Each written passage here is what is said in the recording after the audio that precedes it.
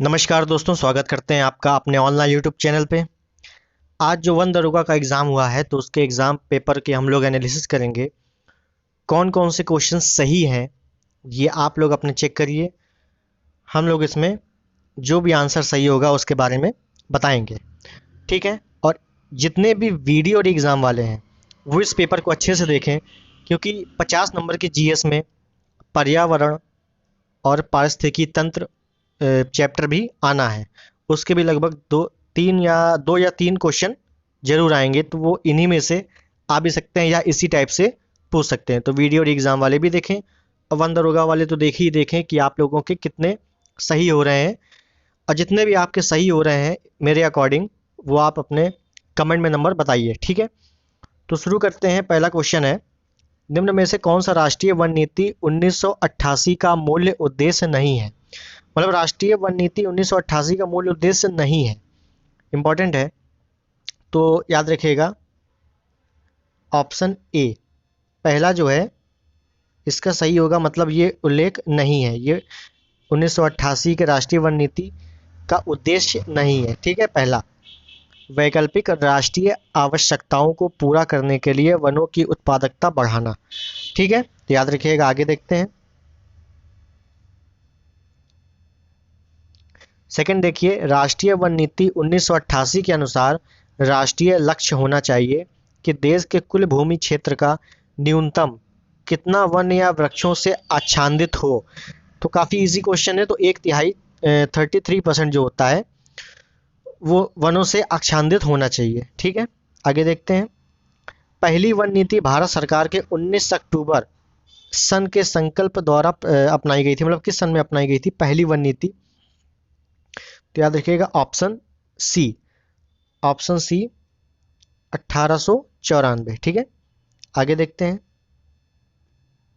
Fourth number, गेहूं उगाने के लिए निम्न प्रकार की मिट्टी में किस प्रकार कौन सी मिट्टी अच्छी है गेहूं उत्पादन के लिए? इंपॉर्टेंट है गेहूं उत्पादन के लिए। तो देखिए, वैसे तो ऑप्शन बी दोमट मिट्टी और या लेटराइट मिट्टी, ये गलत हो जाएगा क्योंकि लेटराइट मिट्टी गेहूं के लिए नहीं उपयोगी।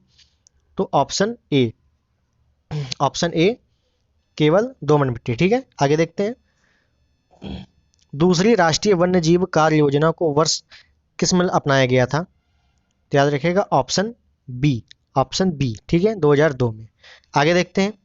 तीसरी राष्ट्रीय वन्य जीव कार्य योजना उन सभी वन्य जीवों के संरक्षण में डैश को अपनाती है जिसका पारिस्थितिकी तंत्र और मानव जाति के लिए पारिस्थितिकी मूल्य है, भले ही वो कहीं भी हो। इंपॉर्टेंट क्वेश्चन है। तो याद रखिएगा छठे का ऑप्शन सी, इकोसिस्टम आधारित दृष्टिकोण, ठीक है। आगे देखते हैं। 7वां नंबर, तीसरी राष्ट्रीय वन्य जीव कार्य योजना में कितने विषय हैं? इंपॉर्टेंट है, कितने विषय हैं? तो 17 विषय हैं, ऑप्शन बी, ठीक है। आगे देखते हैं। 2017 से 2031 तक के लिए भारत के राष्ट्रीय वन्य जीव एक्शन प्लान के बारे में निम्नलिखित कथनों का विचार करें। तो यह तीसरी राष्ट्रीय वन्य जीव कार्य योजना है या NWAP के 10 घटक हैं? तो इंपॉर्टेंट ऑप्शन ए, केवल एक सही है, ठीक है। आगे देखते हैं। ये मिलान करना है, राष्ट्रीय उद्यान है और एक तरफ राज्य है। इस टाइप के क्वेश्चन हर पेपर में पूछे जाते हैं, चाहे वो वीडियो एग्जाम हो, ROR हो, UPPCS हो। तो इसमें तो आपको पढ़ना ही पड़ेगा। तो देखिएगा, केबुल लेमजाओ मणिपुर का है, ठीक है। तैरता हुआ राष्ट्रीय उद्यान है, पढ़ा होगा आप लोगों ने। सरिस्का राजस्थान में है, कुद्रेमुख कर्नाटक में है और रायमोना असम में है, ठीक है। याद रखिएगा, कुद्रेमुख कर्नाटक में है, सरिस्का राजस्थान में है, केबुल लामजाओ मणिपुर में है, ठीक है। तो 90 का बी। आगे देखते हैं। 10वां नंबर,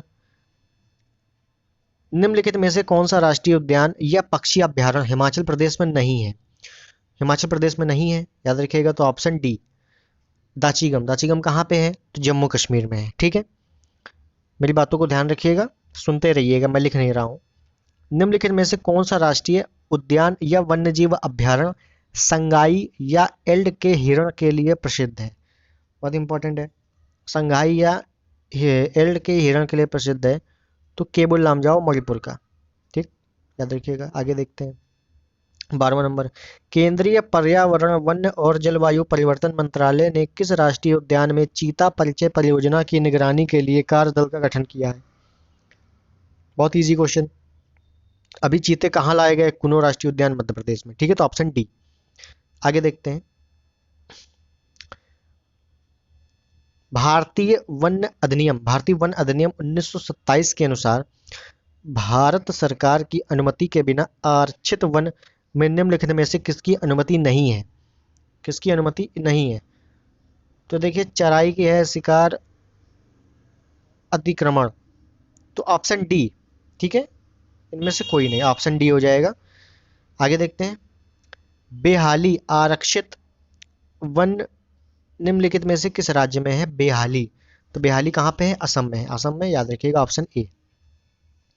प्रोजेक्ट टाइगर के तहत केंद्र सरकार के साथ पन्ना बायोस्फीयर रिजर्व निम्नलिखित में से किस राज्य सरकार द्वारा संरक्षित है?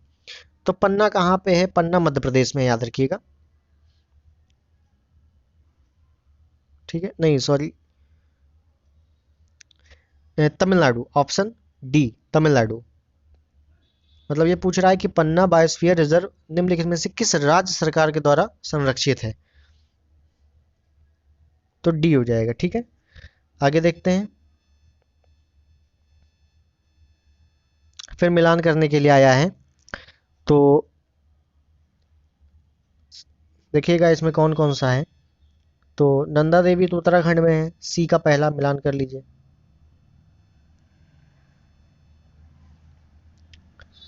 ठीक है, तो इसका सी हो जाएगा, सी। ठीक है, ए का दूसरा, देखिएगा ए का, छोटा कर देता हूं इसको, ए का दूसरा, बी का तीसरा, सी का पहला और डी का चौथा। ठीक है, सी। आगे देखते हैं सामान्य सिद्धांत के अनुसार वन्य जीव संरक्षण रणनीति 2002 में प्रदान किए गए संरक्षित क्षेत्र के आसपास पारिस्थितिकी संवेदनशील क्षेत्र की चौड़ाई कितने किलोमीटर तक जा सकती है? इंपॉर्टेंट है, तो ऑप्शन सी, याद रखिएगा, ऑप्शन सी। ठीक है, ऑप्शन सी। आगे देखते हैं किस राज्य सरकार में कांगेर राष्ट्रीय उद्यान आसपास पर्यावरण संवेदनशील क्षेत्र स्थित है? कांगेर घाटी कहाँ पे है? छत्तीसगढ़ में है। 18 सी, याद रखिएगा। आगे देखते हैं राष्ट्रीय उद्यानों और अभयारण्यों के आसपास पर्यावरण संवेदनशील के लिए किस प्रकार का डैश बनाना है? तो देखिए, शॉक अवशोषण, आघात अवशोषण जिसे कहा जाता है, 19 का ए। आगे देखते हैं निम्नलिखित में से सही कथन का चयन कीजिए। तो इसको आप पढ़ लीजिएगा, मैं जल्दी जल्दी करा रहा हूं ताकि टाइम बर्बाद ना हो आप लोगों का। तो इसका सही उत्तर ऑप्शन डी। ठीक है, ऑप्शन डी 1 और 3। आगे देखते हैं सबसे बड़ा टाइगर रिजर्व, सबसे बड़ा नागार्जुन या श्रीशैलम, ठीक है, आंध्र प्रदेश में है, 21 का ए। ठीक है, आगे देखते हैं हाथी आरक्षण क्षेत्र केरल में स्थित नहीं। अच्छा, पूछा है कौन सा हाथी आरक्षण क्षेत्र केरल में स्थित नहीं है? तो देखिए, अनैमुडी भी केरल में है, पेरियार भी केरल में है, नीलांबूर भी केरल में, मयूरगंज केरल में नहीं है। तो 22 का सी। आगे देखते हैं पिछले साल अगस्त 2022 में विश्व हाथी दिवस भारत के डैश में मनाया गया, मतलब कहाँ मनाया गया ये पूछा है। तो पेरियार, ऑप्शन डी लगाइएगा, पेरियार केरल, क्योंकि हाथी यहीं पर है सबसे ज्यादा। ये जो ऊपर वाला क्वेश्चन पूछा है इससे आप रिलेट करके पढ़ सकते हैं आराम से। ठीक है, निम्नलिखित टाइगर रिजर्व को उनके संबंधित राज्य स्थानों के साथ सुमेलित करें। देखिए, मिलान करने के लिए काफी क्वेश्चन आ रहे हैं। पेंच कहाँ पे है? तो पेंच देखिए महाराष्ट्र मध्य प्रदेश दोनों जगह है, कंफ्यूजन नहीं होना। आगे देख लेते हैं सतपुड़ा कहाँ है? सतपुड़ा मध्य प्रदेश में। देखिए, सतपुड़ा कहीं और नहीं होगा, तो जाहिर सी बात है पेंच को हमें महाराष्ट्र लगाना पड़ेगा। ठीक है, तो ऑप्शन सी सही है इसका। क्लियर? आगे देखते हैं इकोटोन शब्द का क्या अर्थ है? तो दो जैविक समुदायों के बीच संक्रमण का क्षेत्र, ऑप्शन डी। ठीक है, आगे देखते हैं निम्नलिखित में से किस कारण से पारिस्थितिकी असंतुलन हो सकता है? तो ऑप्शन सी, नई प्रजातियों का परिचय। जैसे ही नई प्रजातियां आएंगी तो पुरानी प्रजातियां खत्म हो जाएंगी, तो इसलिए असंतुलन हो सकता है। ठीक है, याद रखिएगा। आगे देखते हैं, निम्नलिखित में से कौन सा खाद्य श्रृंखला मृत जैविक पदार्थ से शुरू होता है? तो ऑप्शन सी अपर्दन खाद्य श्रृंखला। ठीक है, आगे देखते हैं, प्रेरी और स्टेपी डैश प्रकार के पारिस्थितिकी तंत्र है। मतलब प्रेरी और स्टेपी क्या है? तो ये घास के मैदान है, पढ़ा होगा आप लोगों ने जीएस में। ठीक है, आगे देखते हैं, भारतीय वन अधिनियम 1927 की कौन सी धारा वन बंदोबस्त अधिकारी की शक्तियों से संबंधित है? शक्तियों से संबंधित है धारा 8। ठीक है, ऑप्शन बी। भारतीय वन अधिनियम 1927 की कौन सी धारा वन बंदोबस्त अधिकारी द्वारा बनाए जाने वाले रिकॉर्ड से संबंधित है? तो ऑप्शन डी, ऑप्शन डी धारा 13। देखिए 1927 जो वन अधिनियम है उससे कई क्वेश्चन आए हैं, 3-4 क्वेश्चन उसी से आ गए हैं। देखिए अगला क्वेश्चन भी उसी से है। वन उपज को भारतीय वन अधिनियम 1927 की धारा डैश के तहत परिभाषित किया गया है। तो 31 का बी। ठीक है, 2, 4। आगे देखते हैं, वन्य जीव संरक्षण अधिनियम 1972 की धारा 12 के अनुसार निम्नलिखित में से किस उद्देश्य के लिए मुख्य वन्य जीवन वार्डर ऐसे परमिट में निर्दिष्ट किसी भी जंगली जानवर का शिकार करने के लिए लिखित आदेश द्वारा अनुमति दे सकता है? तो ऑप्शन बी, वैज्ञानिक अनुसंधान के लिए। ठीक है, मतलब वैज्ञानिक अनुसंधान करना होगा तो हमें शिकार की अनुमति मिल जाएगी। अब अवैध शिकार करना है या मनोरंजन के लिए करना है तो उसमें अनुमति थोड़ी ना मिलेगी। कॉमन सेंस का क्वेश्चन है ये। आगे देखते हैं, निम्नलिखित में से किस देश में COP27 सम्मेलन का आयोजन हुआ? तो बी, मिस्र में हुआ। 2030 तक जलवायु परिवर्तन पर संयुक्त राष्ट्र का अंतर सरकारी पैनल वार्मिंग को लगभग कितने डिग्री तापमान में वृद्धि तक सीमित करना चाहता है? तो 1.5 डिग्री सेल्सियस, ऑप्शन सी। आगे देखते हैं, COP27 के दौरान सेनेगल के साथ निम्नलिखित किस देश ने अंतरराष्ट्रीय शुष्कता प्रतिरोध गठबंधन शुरू किया है? तो याद रखिएगा सी, स्पेन। स्पेन। ठीक है, जलवायु परिवर्तन से संबंध में निम्नलिखित में से कौन सा कथन गलत है? तो 36 का बी, बी गलत है। ठीक है, आगे देखते हैं, 1927 में हस्ताक्षर किए गए निम्नलिखित में से किस प्रोटोकॉल में कार्बन को एक व्यापार योग्य वस्तु के रूप में मान्यता दी गई है? कार्बन को व्यापार, तो 37 का सी है, क्योटो प्रोटोकॉल। 1927 नहीं होना चाहिए, 1997 होना चाहिए। चलिए देख ले, इसको एक बार देख लेंगे। आगे देखते हैं, कार्बन क्रेडिट के लिए एक स्वैच्छिक व्यापार प्रणाली के सामान्य मापदंडों को लोकसभा 2022 में निम्नलिखित में से किस अधिनियम में पेश किया गया था? तो ऊर्जा संरक्षण। ठीक है, ऑप्शन बी। भारत की पहली कार्बन रजिस्ट्री का नाम CRI, option C. Carbon credit के संबंध में VER का पूर्ण रूप क्या है? मतलब VER का फुल फॉर्म पूछा है, तो voluntary emission reduction, option B. आगे देखते हैं, निम्नलिखित में से किसके द्वारा मृदा अपरदन को रोका जा सकता है? तो वनीकरण, वन लगाकर। ठीक है, वनीकरण की प्रक्रिया डैश के लिए आवश्यक है? तो मिट्टी के संरक्षण के लिए। देखिए एक टॉपिक से कई सारे क्वेश्चन पूछ रहे हैं, काफी अच्छी बात है। आगे देखते हैं, निम्नलिखित में से किससे व्यापार मृदा अपरदन होता है? स्थानांतरण कृषि, स्थानांतरण कृषि। ठीक है, आगे देखते हैं, परत का क्षरण निम्न में से किसके परिणाम स्वरूप समतल भूमि पर होता है? तो भारी वर्षा, ऑप्शन ए। आगे देखते हैं, संयुक्त राष्ट्र के अनुसार कृषि वानिकी तंत्र मुख्य रूप से कितने प्रकार के होते हैं? तो 3 प्रकार के होते हैं, याद रखिएगा 3 प्रकार के होते हैं। ठीक है, आगे देखते हैं, वानिकी के संबंध में FAO का पूर्ण रूप क्या है? मतलब FAO का फुल फॉर्म पूछा है, तो फूड एंड एग्रीकल्चर ऑर्गेनाइजेशन, तो ऑप्शन बी। निम्नलिखित में से क्या भारत की हरित क्रांति से संबंधित है? हरित क्रांति से संबंधित, तो ऑप्शन सी, अधिक उपज देने वाले किस्म के बीज।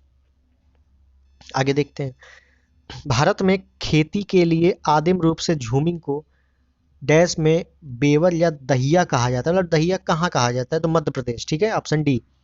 आगे देखो, भारतीय वन अधिनियम 1927 की किस धारा में वन बंदोबस्त अधिकारी की नियुक्ति की जाती है? तो ऑप्शन ए, धारा 2। याद रखिएगा धारा 2। 1927 अधिनियम से मुझे लगता है 4 से 5 क्वेश्चन उसी से हैं। ठीक है, आगे देखते हैं, 50।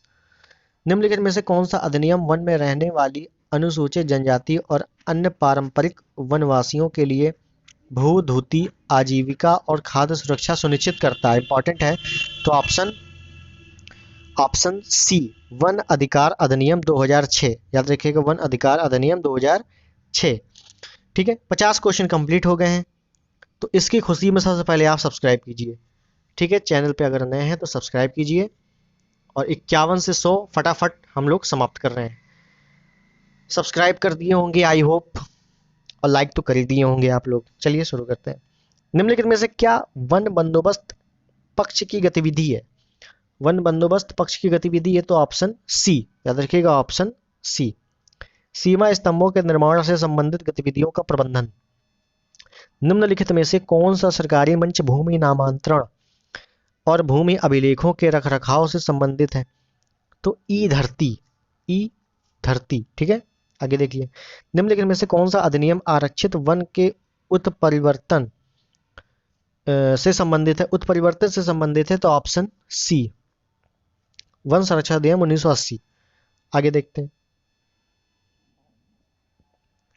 वन भूमि को गैर वन उद्देश्यों के लिए परिवर्तित करने की अंतिम मंजूरी डैश द्वारा दी जाती है? तो MOEF, सी, MOEF द्वारा दी जाती है। ठीक है, गैर वन उपयोगों के लिए वन भूमि के परिवर्तन के लिए केंद्र सरकार द्वारा निर्धारित सबसे महत्वपूर्ण शर्त निम्नलिखित में से कौन सी है?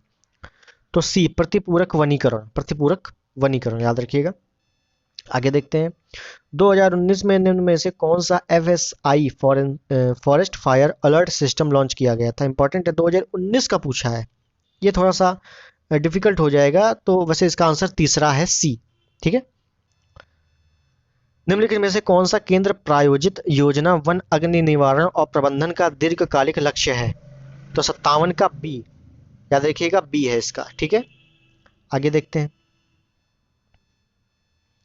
सक्रिय आग से तापीय उत्सर्जन का पता लगाने के लिए कौन से उपग्रहों का उपयोग किया गया है? तो याद रखिएगा, ऑप्शन डी, ऑप्शन डी पहला और चौथा, तो मोडीज और इनसैट 3D। ठीक है, आगे देखते हैं। निम्नलिखित में से कौन सी आग सबसे तीव्र होती है और अक्सर इसे नियंत्रित करना सबसे कठिन होता है? तो याद रखिएगा, ऑप्शन बी, धरा अग्नि, धरा अग्नि। ठीक है, आगे देखते हैं। निम्नलिखित वन उत्पादों को उनके संबंधित पौधों के साथ सुमेलित कीजिए। तो इसको एक बार देख लीजिए आप लोग, और इसका आंसर है सी। ठीक है, सी है इसका आंसर। आगे देखते हैं। वन धन योजना न्यूनतम समर्थन मूल्य MSP के माध्यम से लघु वन उपज MFP के विपणन के लिए तंत्र और MFP के मूल्य श्रृंखला के विकास का एक घटक है, जिसे डैश द्वारा राष्ट्रीय स्तर पर नोडल एजेंसी के रूप में कार्यान्वित किया गया है। तो 61 का सी हो जाएगा, ट्राइफेड। ठीक है, आगे देखते हैं। लाख एक राल जैसा पदार्थ है जो द्वारा स्त्रावित होता है। तो किसके द्वारा स्त्रावित होता है? तो सी, कीट के द्वारा। ठीक है, कीट के द्वारा, याद रखिएगा। आगे देखते हैं। सामुदायिक दावतों को अनुष्ठानों के दौरान विशेष रूप से उपयोग किए जाने वाले कप और प्लेट बनाने के लिए किसका इस्तेमाल किया जाता है? मतलब कप और प्लेट जो आप दावतों में खाते होगे कहीं, मतलब अब तो शहरों में नहीं है, गांव में पत्तल में दिए जाते हैं, तो वो किसके बने होते हैं? तो माहुल के पत्ते, ऑप्शन बी, याद रखिएगा, ऑप्शन बी। आगे देखते हैं। निम्नलिखित में से कौन सा भारत का एकमात्र वन प्रमाणन संगठन है जैसे विश्व स्तर पर मान्यता प्राप्त है? तो NCCF, ऑप्शन ए। ठीक है, आगे देखते हैं। वन प्रमाणन से संबंधित FSC का पूर्ण रूप क्या है, मतलब फुल फॉर्म पूछा है। तो 65 का बी, फॉरेंसिक स्टीवर्डशिप काउंसिल। ठीक है, आगे देखते हैं। वन प्रमाणन के समर्थन के लिए कार्यक्रम निम्नलिखित में से किस स्थान पर स्थित है? तो जिनेवा, ऑप्शन डी, जिनेवा लगाइएगा, ऑप्शन डी। निम्नलिखित में से कौन FSC प्रमाण पत्र नहीं है? तो वन प्रबंधन जो है प्रमाण पत्र नहीं है, याद रखिएगा, ऑप्शन सी। आगे देखते हैं। भारत में मानव हाथी संघर्ष को कम करने के लिए उपयोग की जाने वाली विधियों को चुनिए। तो कौन सी विधि है? तो ऑप्शन सी, पहला और तीसरा, अवरोधों की स्थापना और निवारक विधियां। ठीक है, आगे देखते हैं। निम्नलिखित में से कौन सा मानव वन्य जीव संघर्ष को कम करने का एक तरीका है? तो ऑप्शन डी, जानवरों को डराने के लिए स्ट्रोब रोशनी का प्रयोग करना। ठीक है, आगे देखते हैं। जिम कॉर्बेट नेशनल पार्क में मानव वन्यजीव संघर्ष मुख्य रूप से मानव और बाघ के बीच रिपोर्ट किए गए हैं। 70 का डी हो जाएगा। आगे देखते हैं। IUCN के अनुसार वन्यजीव को लेकर संघर्ष कितने स्तर के हैं? तो याद रखिएगा 3 स्तर के हैं। ठीक है, ऑप्शन सी 3 स्तर। वन विभाग के अधिकारियों एवं कर्मचारियों की शक्तियों एवं कर्तव्यों के अनुसार वनपाल निम्नलिखित में से किसके आदेशों के अधीन कार्य करेगा? तो PCCF, ऑप्शन बी। आगे देखते हैं 73। निम्नलिखित में से कौन सा वन दरोगा का कर्तव्य है? वन दरोगा का कर्तव्य कौन सा है? तो ऑप्शन डी पहला और तीसरा। तो वन अपने अधिकार क्षेत्र के वन अतिक्रमण को रोकने के लिए जिम्मेदार है, बिल्कुल सही। तीसरा क्या है? उसे सौंपी गई वन संपत्ति के प्रकृति और सीमा का पूरा ज्ञान होना चाहिए, बिल्कुल सही। आगे देखते हैं। वन विभाग के अधिकारियों एवं कर्मचारियों की शक्तियों एवं कर्तव्यों के अनुसार निम्नलिखित में से कौन सा वन दरोगा का कर्तव्य नहीं है? तो ऑप्शन सी, वह अपने अधिकार क्षेत्र में वायरलेस नेटवर्क में समुचित कार्य के लिए जिम्मेदार है। ये वायरलेस नेटवर्क वाला गलत है। ठीक है, आगे देखते हैं। जंगल में वन रक्षक का कर्तव्य है कि वह जंगल की डैश पर रक्षा करे। तो बीट स्तर पर रक्षा करे, याद रखिएगा, ऑप्शन ए। आगे देखते हैं। वृक्षारोपण वन रोपण के माध्यम से वनों के विकास के लिए सरकार द्वारा निम्नलिखित में से कौन सी योजना कार्यान्वित की गई है? तो ऑप्शन ए पहली और दूसरी। आगे देखते हैं। नमी के तनाव का सामना करने के लिए बीज को दिया जाने वाला एक विशेष उपचार। तो ऑप्शन बी, बीज प्राइमिंग। ठीक है, बीज प्राइमिंग, याद रखिएगा। आगे देखते हैं। बीज दृढ़ीकरण की विधि में क्या शामिल है? तो ऑप्शन सी इसका सही उत्तर है। ठीक है, देख लीजिएगा, पढ़ लीजिएगा। पेड़ों या इसकी लकड़ी के सुधार के लिए खड़े पेड़ों से जीवित या मृत शाखाओं या एकाधिक अग्रकों को हटाने को क्या कहा जाता है? तो ऑप्शन डी, छटाई कहा जाता है। कहते हैं ना, छटाई कर रहे हैं हम लोग, वही। 80 देखिए। वनों को ग्रह के फेफड़े के रूप में जाना जाता है। वे निम्नलिखित में से कौन सा लाभ प्रदान करते हैं? तो ऑप्शन बी क्या है? पहला, तीसरा और चौथा। ठीक है, आगे देखते हैं। पृथ्वी के भूभाग का लगभग 1/3, ठीक है, 1/3। ये क्वेश्चन रिपीट है, बिल्कुल रिपीट है। वन जल संभर और आर्द्र भूमि घरेलू कृषि, औद्योगिक और पारिस्थितिकी जरूरतों के लिए दुनिया के सुलभ ताजे पानी के डैश की आपूर्ति करते हैं और हमारी हवा के लिए प्राकृतिक फिल्टर के रूप में कार्य करते हैं। मतलब कितना प्रतिशत पानी होना चाहिए कुल मिला के पूछा है, तो 75%। ऑप्शन बी, याद रखिएगा, ऑप्शन बी। ठीक है, आगे देखते हैं। T/2 पुरस्कार से गलत चुनिए, मतलब पुरस्कार से गलत चुनिए। तो पहला ही जो है गलत है। ठीक है, पहला गलत है। आगे देखते हैं। सुंदरलाल बहुगुणा के नेतृत्व में चिपको आंदोलन, उत्तराखंड ऑप्शन बी। ठीक है। हिप्पो का पूर्ण रूप, तो ऑप्शन बी। ठीक है। निम्नलिखित में से कौन सा संगठन रेड डाटा बुक जारी करता है? IUCN, option B. बाघ संरक्षण के लिए भारत में प्रोजेक्ट टाइगर कब शुरू किया गया? 1973, ऑप्शन बी। निम्नलिखित में से कौन सा माइक हाथियों की अवैध तस्करी निगरानी, कौन सा माइक साइट नहीं है, ये पूछा है। तो ऑप्शन डी, काजीरंगा माइक साइट नहीं है। ठीक है, आगे देखते हैं। निम्नलिखित में भारत का कौन सा कानून और नीति वन संरक्षण के लिए नहीं बनाया गया था? तो ऑप्शन डी, भारत की वन बहाली नीति। ठीक है, ऑप्शन डी। आगे देखते हैं। निम्नलिखित में से कौन सा अधिनियम वन उपज के पारगमन और इमारती लकड़ी और वन उपज पर लगने वाले शुल्क से संबंधित कानूनों को समेकित करने के उद्देश्य से बनाया गया था? तो ऑप्शन बी, 1927 वाला, याद रखिएगा। आगे देखते हैं। निम्नलिखित में से किसने जौ और रागी के लिए न्यूनतम समर्थन मूल्य और निर्गम मूल्य की सिफारिश की है? तो ऑप्शन ए सही है इसका, याद रखिएगा। आर्थिक मामलों को कैबिनेट समिति, ठीक है।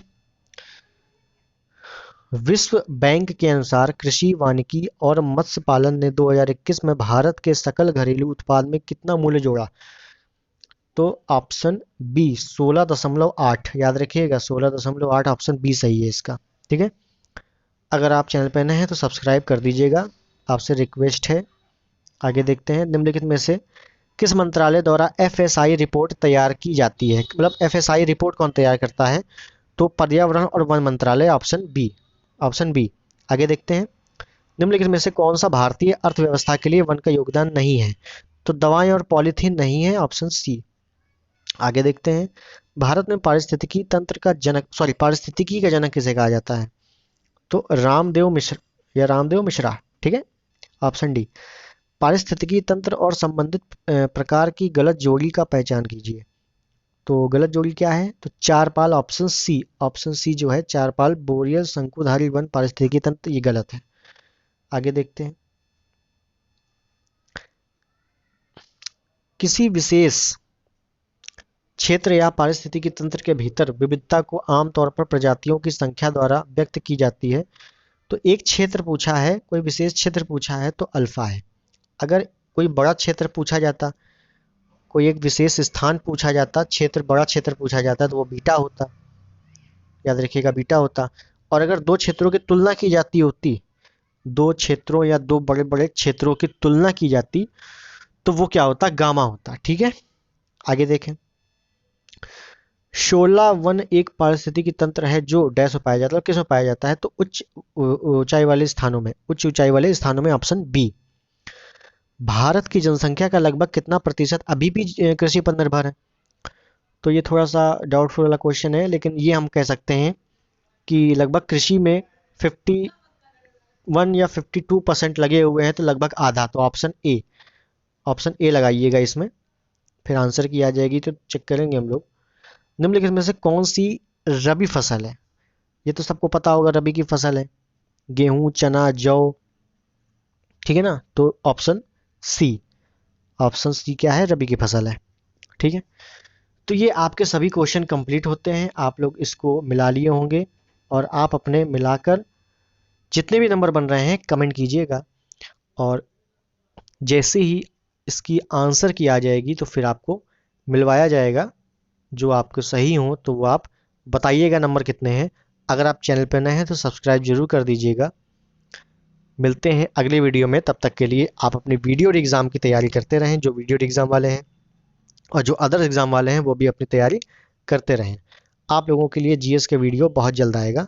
तब तक के लिए धन्यवाद। जय हिंद, जय भारत।